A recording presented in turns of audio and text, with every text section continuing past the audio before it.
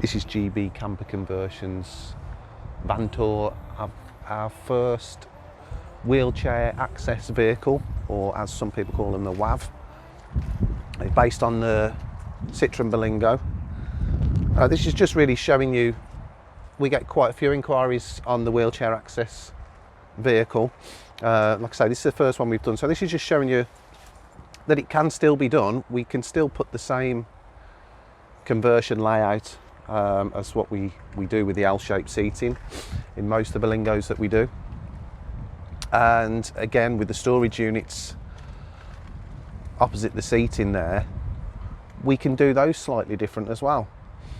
So underneath, where we originally had the well for the wheelchair access, what we've done to start with, we've battened straight across, and then we put a ply flooring in, and that brought it up to the original height of what the floor would be if you didn't have the wheelchair access platform. And that's how we started.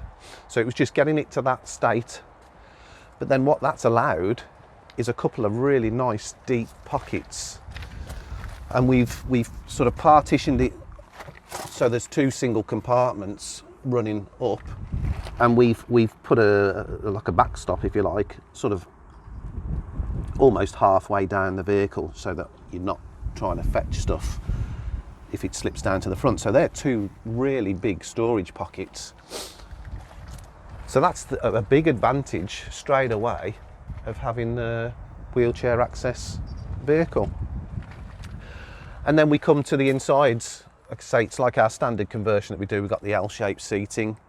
Again, the customers pick their own colour scheme, gone for the charcoal seating and the grey sides. And now he's had a couple of optional extras on this one. One is that we normally fit it with a 12 volt leisure battery and the 12 volt consumables, your USBs, power sockets and your battery level gauge. He's had that, but he's gone for the 240 as well, so we've put the inlet on the side of the van. That was as close as we could get it from the inside point of view, because there's not a lot of room inside to get the bulk of what goes on behind here inside the actual vehicle. So it has had to go there at that particular height. You can probably move it maybe 30 or 40 mil up and down, but we went sort of central in what was left on the inside of the van. So the only issue with that is opening that door, it encroaches onto the socket.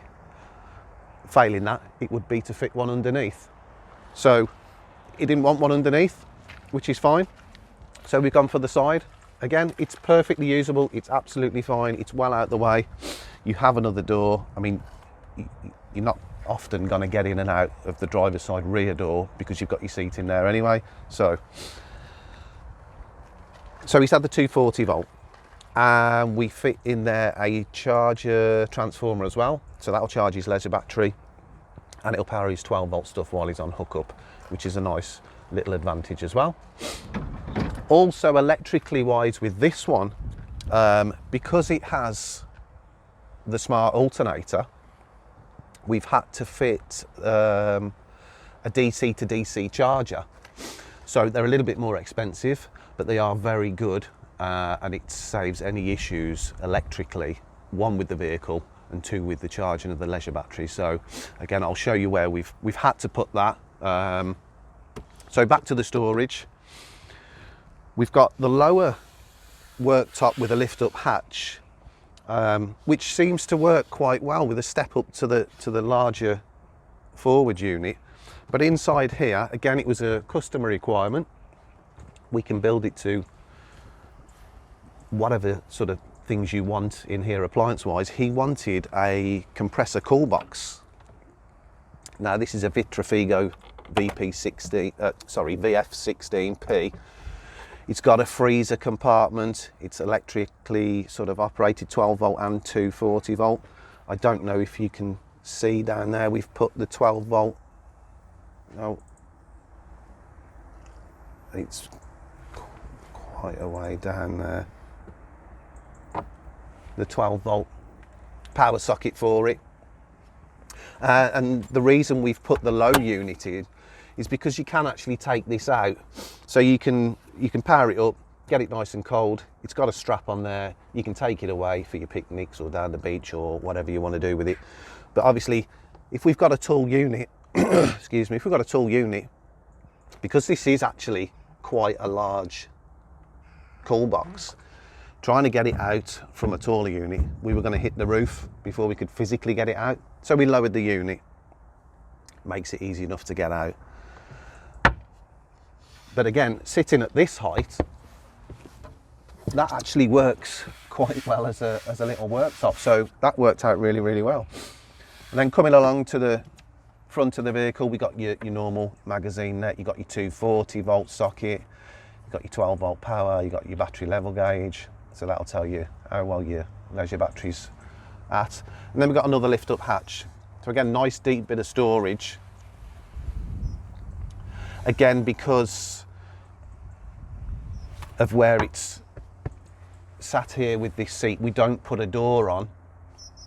I mean, there's no point putting a door on because we can put a lift up hatch and you can still get into it. So when the bed's down, you can still get to both of your compartments. And again, then you get your magazine net as well. So it's just the standard bed system that we put in, the L-shaped seating.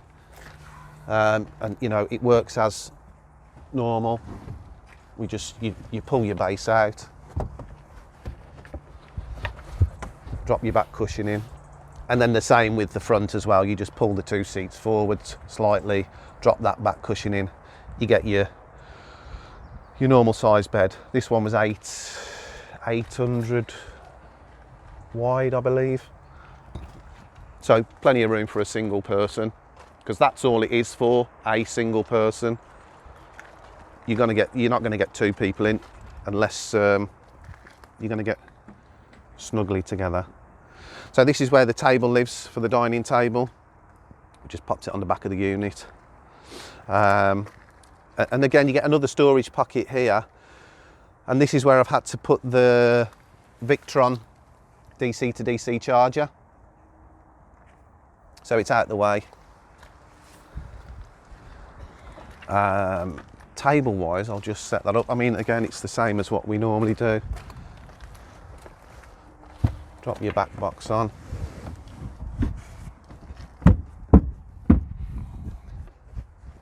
I'll leave that down. And the table rail is just behind that seat cushion.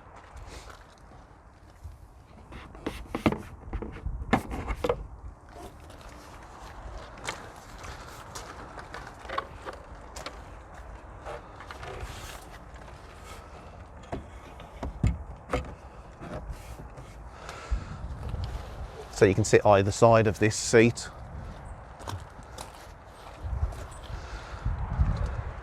And just use that as your dining table. I mean, you've got plenty of worktop anyway, because we're not taking it up with anything. But it's nice to have just that little bit of extra workspace. Again, you've still got your power points down there, you've got your USBs, your 240, so you can pop your telly on, your laptop. Sit quite comfortably.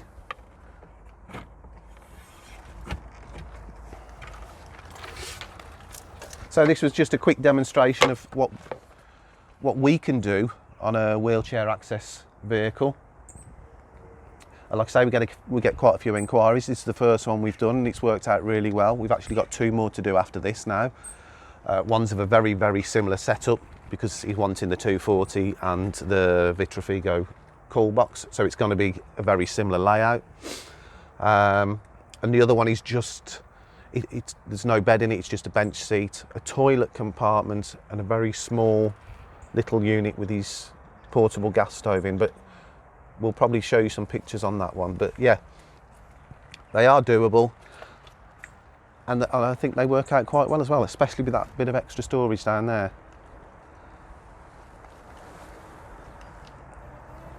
So we are GB Camper Conversions, based in Tamworth in the Midlands. Our website is gbcamperconversions.com. There is an enquiry form on there if you'd like to get in contact with us. And if you want to subscribe to the channel, like the video, and we'll look forward to doing the next one. Thanks for watching.